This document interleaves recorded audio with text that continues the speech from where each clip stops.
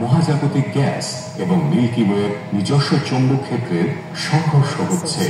সূর্যের শক্তি সৌরজগতের বাইরেও বিস্তৃত, কিন্তু সূর্য অনন্তকাল প্রজ্বলিত থাকবে না।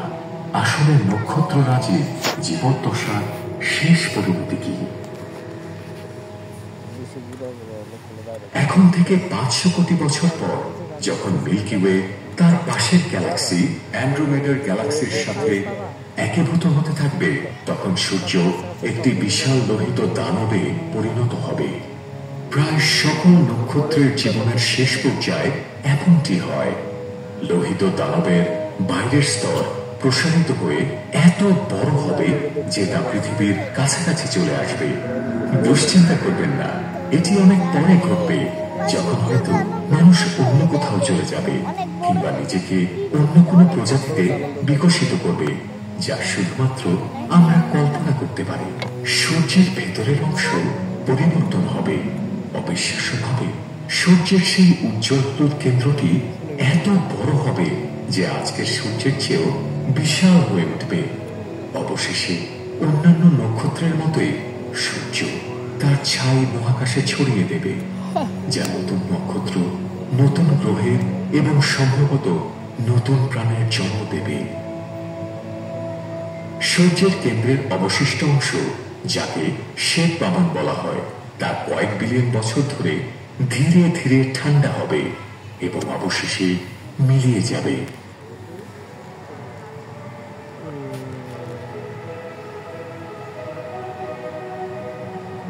আসলে আমরা এত কিছু জানলাম কিভাবে?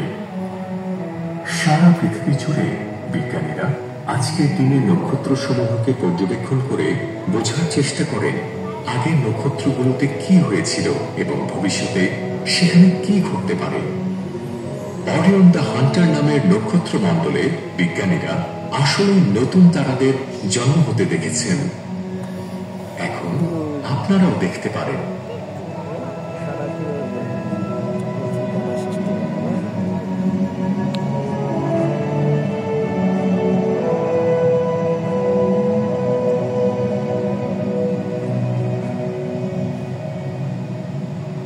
এটি একটি অরিয়ন নেবিউলা। নেবুলা হল গ্যাস ও ধূলিকণার তৈরি বাইরের মেঘমালা। এই অশ্রুর মতো আকৃতির মেঘগুলো গ্যাস ও ধুলো দিয়ে তৈরি, যা নতুন নক্ষত্রগুলোকে ঘিরে রাখে।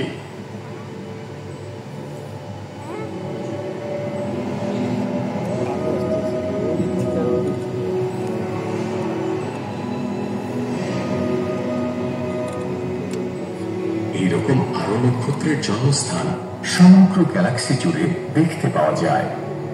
নবীন নক্ষত্রের চারপাশে চাকতির মতো মেঘ ঘুরছে, যা একদিন নতুন গ্রহ তৈরি করবে।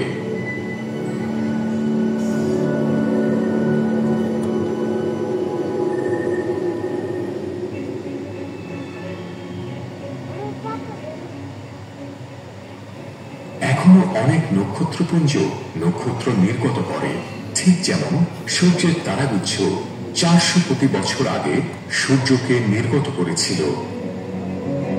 এদের মধ্যে প্লেয়াডিস তারামণ্ডল রয়েছে। আপনারা এদের মধ্যে সবচেয়ে উজ্জ্বল নক্ষত্রগুলো দেখতে থাকবেন, যা সেভেন সিস্টার নামে পরিচিত। এই মুহূর্তে প্লেয়াডিস ক্লাস্টার থেকে অনেক নতুন নক্ষত্র বের হয়ে যাচ্ছে এবং এই যে এখানে কিছু নক্ষত্র দেখা যাচ্ছে যারা তাদের জীবনের শেষ পর্যায়ে পৌঁছে গেছে।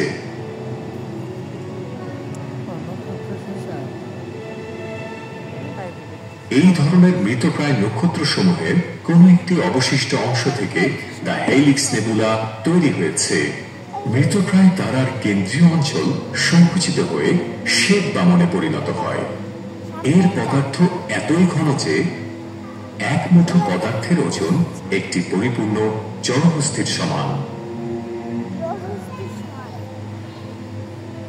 এই শ্বেত বামন নক্ষত্রের থেকে পূর্বে ছিটকে যাওয়া বাইরের স্তরের পদার্থগুলো থেকেই কোনো একদিন হয়তো অন্যান্য নতুন নক্ষত্র বা নতুন গ্রহ তৈরি করবে।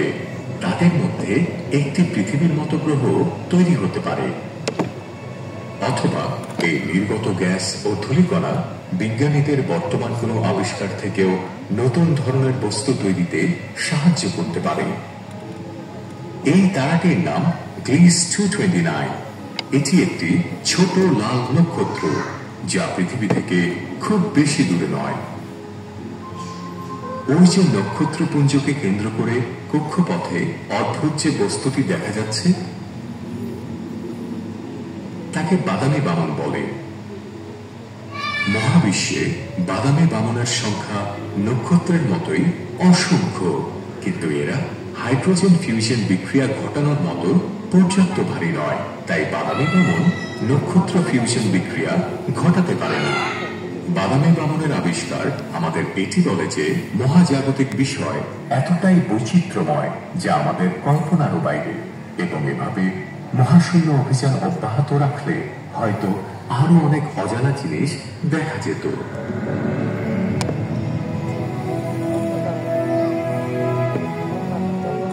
কিন্তু আপাতত আমরা আমাদের অবস্থান পৃথিবীতে ফিরে যাচ্ছি।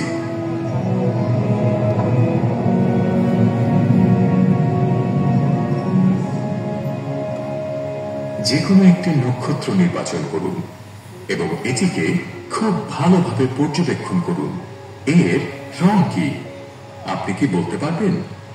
এটি কি সদ্যজাত নক্ষত্র নাকি জীবদ্দশার শেষ পর্যায়ের কোনো নক্ষত্র? আসলে এখানে কিছু নক্ষত্র রয়েছে যাদের বয়স প্রায় মহাবিশ্বের বয়সের কাছাকাছি।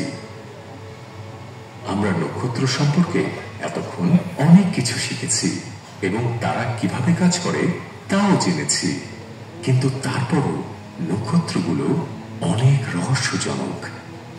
যেহেতু আপনি একটি নক্ষত্র নির্বাচন করেছেন, তাহলে সূর্য ওঠার আগে নক্ষত্রকে একটিবার পর্যবেক্ষণ করার ইচ্ছা পোষণ করবেন না কেন?